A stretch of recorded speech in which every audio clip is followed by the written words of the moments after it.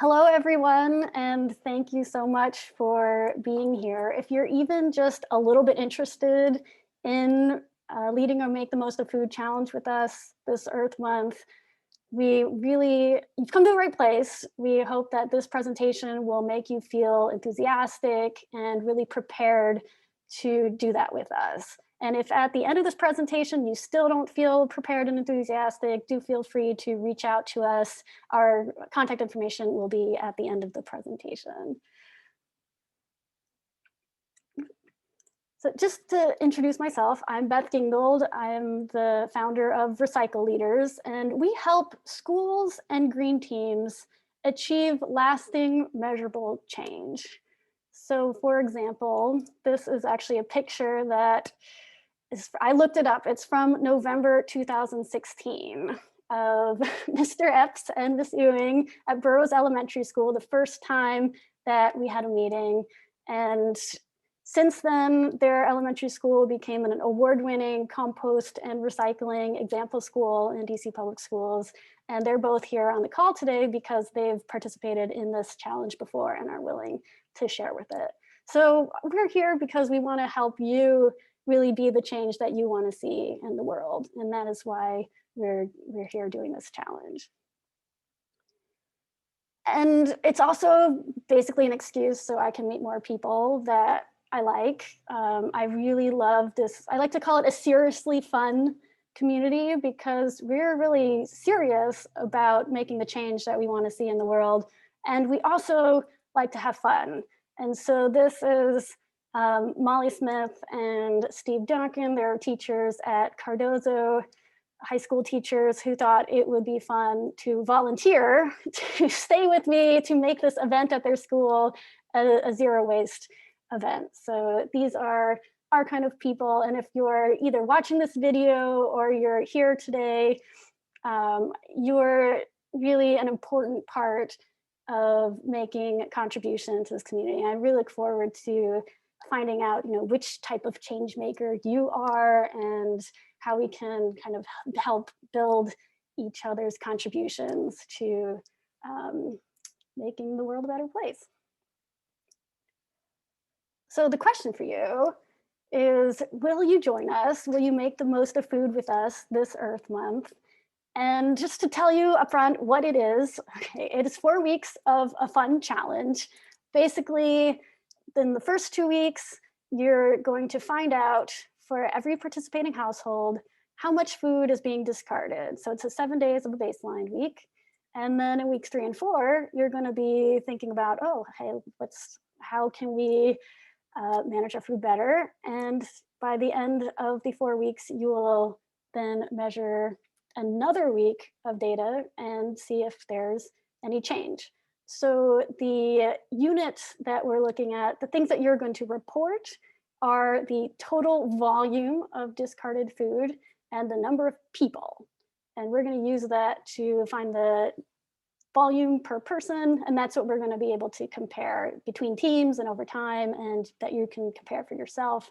And this is actually my household potentially edible food waste. I continue to do this.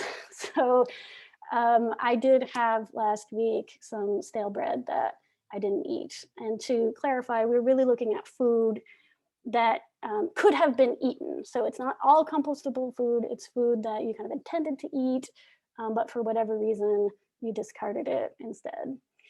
So we're going to learn so a lot of people get really caught up on the how much, right? They're referring how much, but it's actually more important that we're going to track what it is that we're throwing away and why, because that's what's going to help us to figure out what to do about it. So we're providing a data sheet that lets you, that helps you just as you're throwing things away, record it, record why. At the end, we also suggest taking a picture of it. So that's why we're collecting it, so you can have that before and after visual.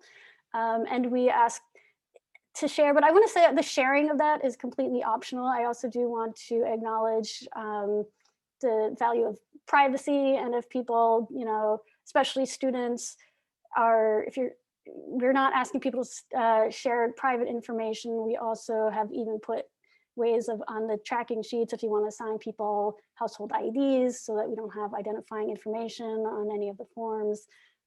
That's wonderful. But if you are comfortable sharing, we will love to see the photos that you come up with. So these are some of the concerns that often come up at the beginning. It sounds more complicated than it is when I describe it. It's like playing Uno. Sounds really complicated when I describe it. But once you jump in and do it, you'll find that it's easy. It doesn't take any special supplies. You can collect in whatever container you want. We're doing volume as the measurement, so you don't need a scale. And it doesn't stink. Or rather, if you put it in your refrigerator or freezer, it definitely won't stink. It actually doesn't stink necessarily, but it kind of depends. But you can make it not stink. And the other concern that people have, we hope that we've addressed the more detailed questions in a guide that we're providing online. So after this presentation, you can get much more detailed information about some of the more kind of detailed, frequently asked questions.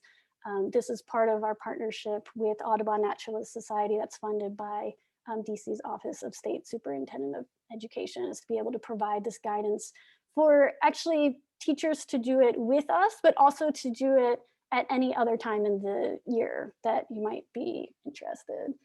So we're here for you. And before I kind of go more on about the details, I wanted to let some of our alumni who have participated in this challenge before to just briefly introduce themselves and share briefly like the most important thing that they got out of the challenge. So I am going to stop sharing my screen. And I'm going to invite Ellie to start. Hello, everyone. My name is Ellie.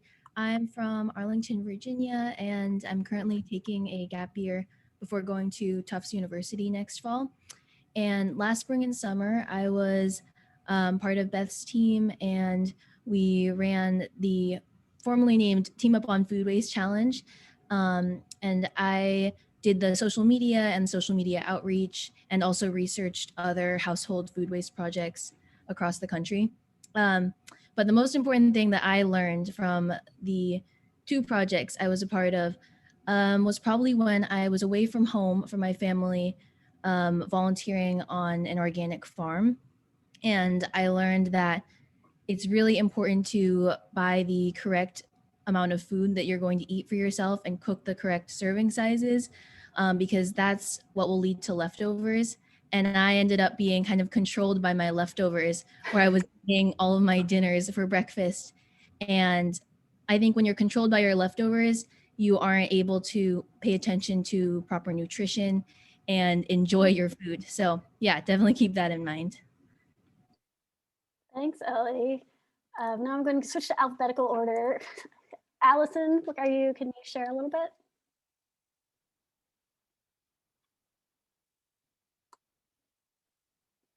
And you might have to unmute yourself. I'm Allison Ewing, and I work in an elementary school. I'm a teacher in DCPS, and I'm involved in the Recycling and Sustainable Practice Committee there, as well as in my faith community, the Baha'is of DC. And some of the things that I got out of being involved in making the most of food is really being more mindful of what I shop for and when I shop for it, and also being more organized, having a more organized refrigerator. And my husband and I, we share the house with our daughter and son-in-law and 3 granddaughters. And so we have a little refrigerator upstairs and a big one downstairs. So that's a double challenge for me to make sure that we're organized in both refrigerators. And I could go on and on, but I promise I won't. Thank you. I know so Caleb Epps, he's on the call, but he had a little, he's not able to speak. And so I'm just going to say that he was a community consultant for us over the project we did last summer. He is just a great resource for walking the talk on this, and he'll be available in the breakout sessions. Carissa, do you want to say a few words? Sure. Hey, everybody. My name's Carissa. I work at Mundo Verde Public Charter School in DC as a school garden and sustainability coordinator. And I participated in the challenge last year, which was during a really strange time, like newly quarantined. And I share my home with my husband and my 2 kids. And so my kids are teenagers, so they eat a lot. And so like trying not to go grocery shopping as often and buying more food, like totally threw me off with like my normal composting levels and like kind of having it all, like I can do this in my sleep.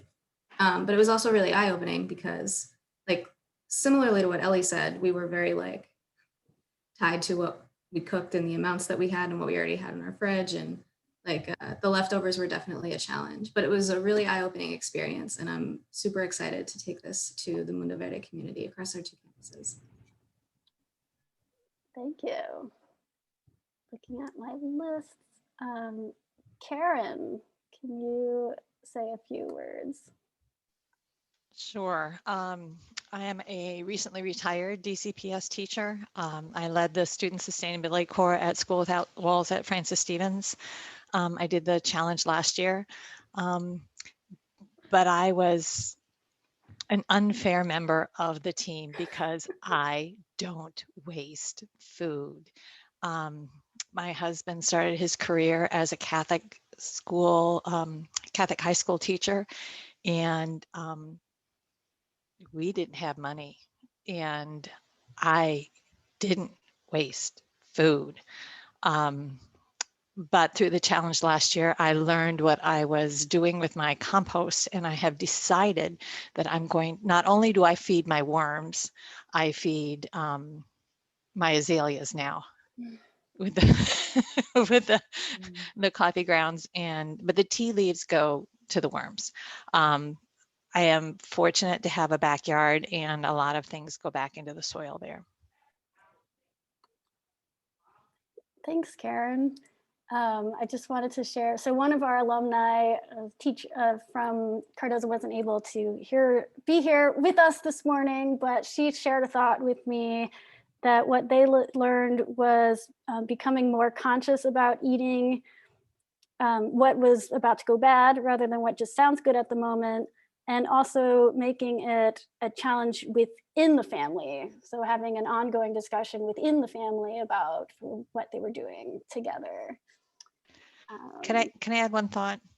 For all of you, I mean, high school is one thing, elementary school is another, middle school is a challenge to get kids in a public setting to follow along because they're feeling their oats and they want to do things their own way, and it's a hard buy-in.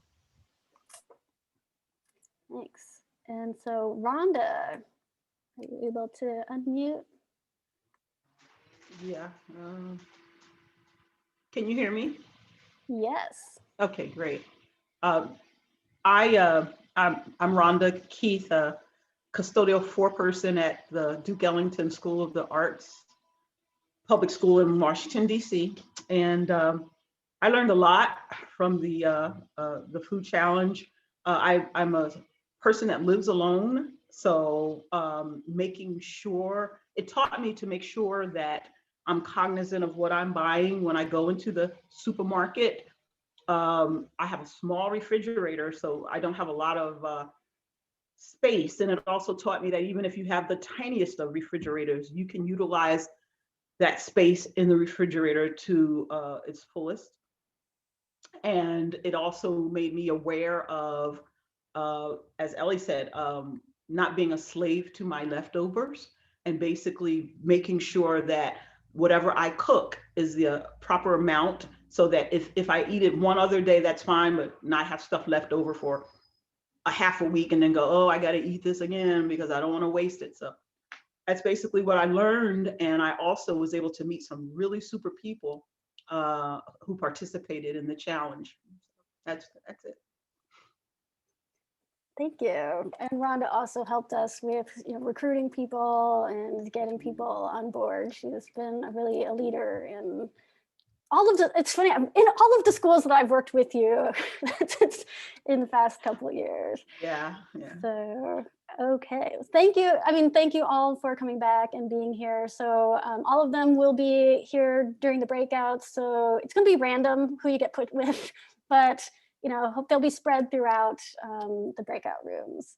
So I will now go back to the screen sharing to tell you a little bit more about why, kind of the story and why you're important, right? So this is the story, and it started last April when I was talking to several schools, including Karen's school, including Ellie's school, about what we were going to do with Earth Month, right? We were going to do some waste audits maybe in the cafeteria, similar to what we used to do when I managed a recycling program for DC public schools. We would have these citywide challenges where you would do a waste audit and take action, but it was looking at what was happening in the school. But suddenly we couldn't do that because COVID was we had to go remote. So we thought, well, what can we do remotely together? And it turned out that Ellie needed to do a senior project. So she became the social media manager, and we launched this thing together, and we did this over Earth Month. And we also really looked at the research behind what we're doing. And there's a lot of evidence that this type of program is really effective in changing behavior. So it's based on the EPA's Food Too Good to Waste toolkit. And we've gotten so much input, and there's a lot of people on this call actually from the peer network connected with that's doing, trying this type of thing across the country. We know that we've looked at case studies, for example, from the World Resources Institute about how when businesses just by paying attention to what is being thrown away, it helps to make better decisions about how to manage food. And also Project Drawdown. So this is, according to Project Drawdown, reducing food waste is the #1 solution to global climate change, and it's one that we can do at home together right now. So we thought it was a good idea, and we had a lot of fun doing this. So this is what it looks like. The first week, we got our household on board with doing the data collection. By the end of the second week, we finished our baseline data collection. Then we implemented strategies. I had my Eat Every Onion campaign. And then at the end, we remeasured our waste. So overall, we had 16 households that completed the full challenge, and that was a total of 60 people. And if we calculated our kind of combined as one big team, the total volume from the baseline, volume per person from baseline versus the action period, we reduced together 26%. And we think that's great, and we'd love to do even better this year. But one number on here that I didn't like as much is this 36%, which is, that's the percentage of households that finished it. So of the households that signed up, that's how many actually finished the whole challenge. So we have this question of, well, if we want, if we want more and more people to do this, how do we get more people to sign up is one question. And the other question is, how do we get everyone who signs up to actually finish it? So to give a little more insight into these questions, over the summer, we actually had the opportunity to work with 2 DC-based organizations, Loop Closing and Soilful City, on a Sustainable DC action grant. And this came from, so people would ask me like, Beth, how can you talk about food waste when people are facing so many hardships related to food. I'm like, well, how can we not talk about food waste when this is something that's can help with that? So we would say, well, what if we change the conversation? So instead of focusing, on the kind of climate change, what if we really try to find out how do we use this to help households better manage our food challenges? And every household is different. Everyone has different challenges related to food. And we wanted to kind of get a more detailed picture of that. So we got to pay residents in DC Ward 7 and 8 to do a more elaborate version that was longer with more feedback, and we provided all sorts of supplies. But what we found out from doing that is, one, we really increased the retention rate. So we had funding for 10 households, and we had 8 of them fully completed the challenge. So we had even more reduction. And also we had lots of discussions about how this was helpful for saving money, also helpful for saving time. So if you live in a food desert, for example, it's really valuable to reduce the number of trips you go to the grocery store. That was one of the benefits that people reported. I no longer had to go to the grocery store so often. We also had a lot of fun. So that sparked this interest in taking a field trip to one of the community compost cooperatives in the area. And what we realized, or what I realized, is that the money, so the incentive of the money was useful for getting more people to sign up who maybe wouldn't have said, oh, let's do this as a volunteer thing for climate change. But it wasn't what kept people interested. So what kept people motivated was the discussions that we had with each other, the relationships that we built, the things that we shared about what was going on in our, in our kitchens and in our lives. And that's really what was the main motivating factor. And that's what the people who participated in it, if you ask them, what was important, that's what came out of it. So that's why we're really kind of trying to share these lessons. There's actually a case study coming out from the World Resources Institute about this project. We think we have a lot of tips about how to make your teams inclusive, keeping it positive, make the most of food instead of my idea, team up on food waste. Being responsive. So just recognizing that every household is different and has different challenges and at different times. So what this challenge does is it lets you use your own data to figure out what will work for you, rather than being told this is what works for everyone when it may not actually work for you. But also this idea of having compassion for different priorities that people have. So I'd say that even when we share common values, we might have different priorities at any given time. And so we had a lot of conversations about how, getting zero food waste is a good kind of goal to start with. And we want to make sure that we're also considering goals like getting healthy, good nutrition and trying new foods and, other things that people care about. So we shared a lot of lessons, but we still have this big challenge. And the big challenge, if we want to spread this all over, is that really mass communication does not motivate people enough to actually follow through when you're talking about behavior change, right, in your own lives. So one problem with mass communication is that there's no general audience. There is no single message that's going to work for everybody. A lot of people will be very motivated by the number one way to take climate action, and a lot of people won't find that motivating, right? So other people might want to talk more about what it does in my own household. But also, none of these messages just by themselves are going to help you support each other in actually finishing the challenge and following through. And so that's why this year, we're so excited to have this partnership with the Audubon Naturalist Society, funded by the DC Office of State Superintendent of Education, to be able to really try to recruit teams and team leaders, because it's really with this idea that what if you all lead the teams? So basically you're going to be the motivating factor that gets people to follow through. And so with that, I would like to let Diane say a little bit about her involvement in this. Thank you, Beth. I'm so happy to be here. I'd like to start with a little quote from Mr. Rogers. He said, "We live in a world in which we need to share responsibility. It's easy to say, it's not my child, not my community, not my world, not my problem.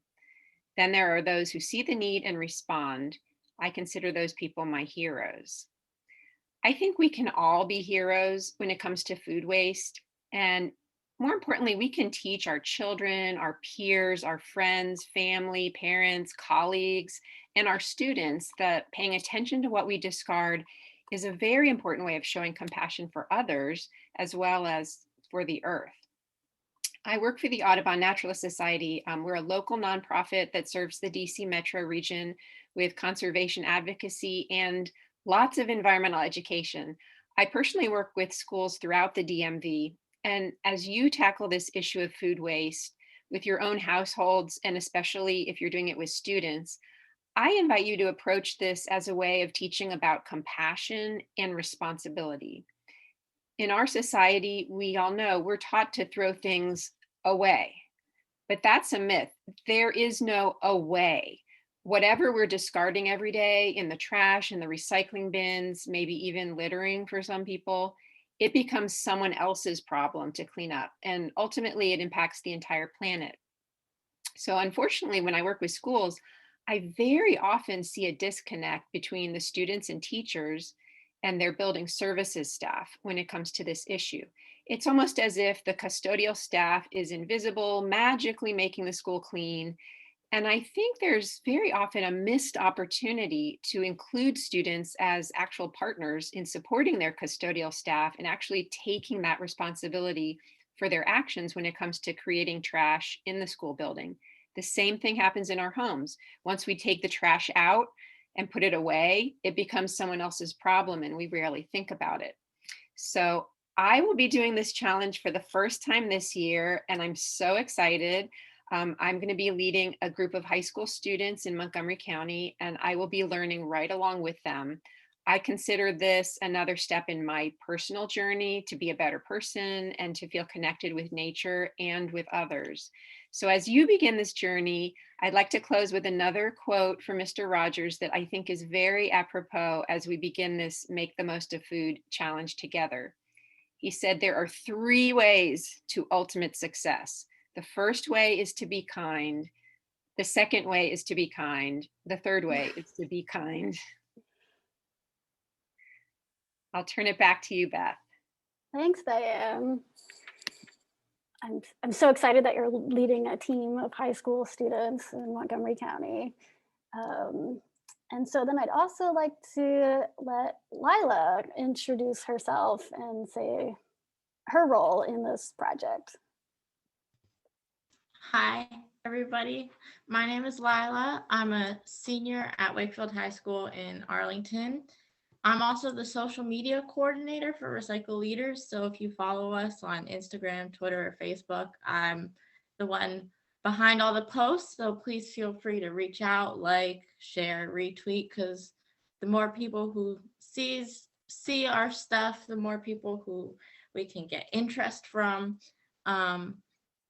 Also, another part of my role is translation of all the documents. So if you ever need clarification on something or a document translated in Spanish, I'm your person, so reach out. We want to make this as accessible as possible. So that's really my job. Oh, also, I made this lovely infographic about teams. So I was going to explain how your teams should work, because as team leaders, you are responsible for reporting all of your team's data. So over the course of each week, your whole team will track and collect their data from their households, and they'll share it with you, and you can compile it and share it with us. So this way, no individual data will be publicized, and we're really working as teams. So you would be responsible for your household, which is anyone in your house, your spouse, your kids, your parents, whoever, and any other households who are part of your team. So your classmates, your students, your coworkers, your extended family, anyone you can get to join your team, the better, really. And then when you send in your data from your teams, we can see the progress we're making together as a one make the most of food team. Also, I should say that I'm leading my own team of high schoolers. So if you're a high schooler without a team, I would love to have you on my team. So please reach out, DM, whatever you want to do. Thank you. Thanks, Lila. So the rest of this presentation is going to talk a little bit more about what it means to be a team leader, right? And so what does a team leader do? So because you're going to be doing what everyone else does, right? You're going to be collecting your own data. But the main thing that you do that's different than what everyone does is to recruit people to be on your team and then help them to follow through with it. So we have this cheat sheet for you, and all of these materials will be provided after this presentation. You know, there will be a link on the website to be able to have these all in a Google Drive for you. But your main role is to just help keep everyone on track into being able to do it together, and then being able to do it together with us at the same time. So you really have two deadlines. One is the end of week 2, when you're submitting your whole team's baseline data. And that means that you're going to be submitting on a Google form, the total number of people in all the households and the total volume of food discarded. And so one of your challenges is to make sure that everyone reports their data to you, so that you have time to report your whole team's data to share with us. So we have created a Google Sheet that you can use to help your own team coordinate, and we have this form that you can use to fill out. The other thing that is a little bit, the fill in the blanks on this cheat sheet, you can see we left it blank where it says baseline day 1 and day 7, because so you're gonna have your team collect 7 days worth of data. But depending on, when, so like if you're a teacher with a class at a particular time, say on a Monday, you might want to be able to have people start on a Wednesday. If your class is on a Friday, you might not be able to, you might have a slightly different, but so we just want you to have the flexibility to say, okay, here's when we're going to be as a team doing our 7 days worth of data collection, so that you can make it happen in time for you to compile everything and send it to us. So if anyone also has any, especially if you're a high school student and have questions about how to use Excel, we're happy to help with how to use any of these documents that we're providing. So right now in this recording, I want to address kind of the top 5 questions that I normally get. So the frequently asked questions of leaders. First one is usually about what are we exactly measuring and not measuring. So the idea of what we're measuring is food that we could have or was intended to be eaten, but for whatever reason, we decide to discard it. So that could be prepared food, like old leftovers that kind of got lost somewhere, food that was cooked but is now unwanted, unprepared food. So that could be, produce that kind of got lost in the process. Those are the types of things that you're going to track and keep note of. For the purposes of the data collection, we're not collecting liquids just because that gets complicated. And also we're not including food scraps that, might be compostable, but it's things that you don't normally eat. Now this is with broccoli scraps. So people say, well, what if there's some items that are a little confusing because people might be different about what they do in their own household, right? So broccoli stalks is one example where some people, when they're cooking regularly, would throw away the broccoli stalks and treat those as food scraps, while other households might, regularly include those in the food that they're cooking.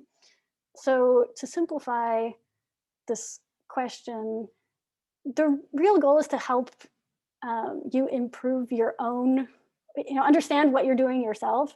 So you put it in the category that makes sense for your household. So if you normally would include that in your prepared food, then you would count it. If you normally would count it as food scraps, then you don't have to count it. Now, a very fun thing that comes out of these types of questions is that people will start wanting to compost and wanting to take some of those items like broccoli stalks and cooking them instead of discarding them. So we have resources on those types of things, and we expect people will take action on those things just because, but it's not technically what we're measuring. We're measuring things that you would have planned to eat. Okay, anyone can also ask further questions on that to me later. So second, this question of how big should my team be? And I'd say however big that makes it fun for you and that you can handle. So remember that a smaller team will make it easier to really have in-depth discussions with each other. But if you want to have, a giant team and try that out, then I would love to see how that works. The third question is often about, well, what do I tell my team, or what should I say to them if we have meetings? And one of my first response is like, just to say, well, there's no right answer to this. And in fact, you don't even have to have meetings. Like, there's no requirement that you have meetings. It's kind of best practice. So in the guide, we suggest that it's helpful to have a meeting every week, particularly if you're doing it in a school-based setting. We do give suggestions on the types of discussion questions that you might want to use. But the goal is not so much to use the meetings to tell people things. It's more to facilitate discussions and keep people interested. And so we are providing, as extra guidance, a lot of resources for you to learn more about the issues that you can also share with your teams as you're interested. But you absolutely don't need to know these things already. You don't need to be an expert on anything. We're going to learn together. So almost done. The fourth question is always often about like, well, what if my baseline is too high or 0? And it's like, well, all data is interesting. Any data is very interesting and has a story. And people will ask me, okay, if I have 0, can I still participate? Absolutely. If you have 0 and a lot of people on your team have 0, first of all, you probably have a lot of good suggestions for everyone else. But you also might be in the running for the highest performance award, because so this is an award that will awards teams that begin with high performance and maintain it, or have lower numbers. And then on the too high, there is no too high amount of baseline. It's all, just what happens. But if your baseline is higher, then your team might be in the running for the most improved award, which is actually the whole goal of this challenge. And in fact, if we would love to have people more baselines that we can together help to improve. So there's no wrong data. Oh, you're going to have the challenge of people starting to take action. It's going to screw up your baseline, but it's not scientific. But try as much as possible at the beginning to encourage people not to take action during the baseline week. Final frequently asked question is, well, what should I tell people to do? And I was like, well, just tell them to look at their data and figure out what they should do. But if you really want to have one thing that kind of off the shelf, you can say this works for a lot of people, is the organize your food storage strategy. And if you want to get more specific, you can take the EPA suggestion of having a shelf in your refrigerator for leftovers, and even more specific of having people make signs to label that shelf. And actually Diane's done this with, I think, second graders, and it's a great exercise. So with that, I know that you all have questions.